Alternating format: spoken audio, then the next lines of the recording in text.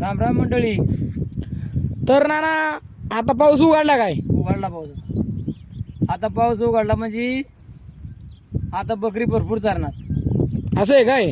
आणि आता बाजरी आहेत ना, हा ती बाजरीची पिकं पण तानात येणार. आता दाबात येणार काय? दाबा ताप पडली ना आता, हा हा जरा बाजऱ्या पण ओढून येणार. कशा येणार? ओढून. हा, ओढून येणार.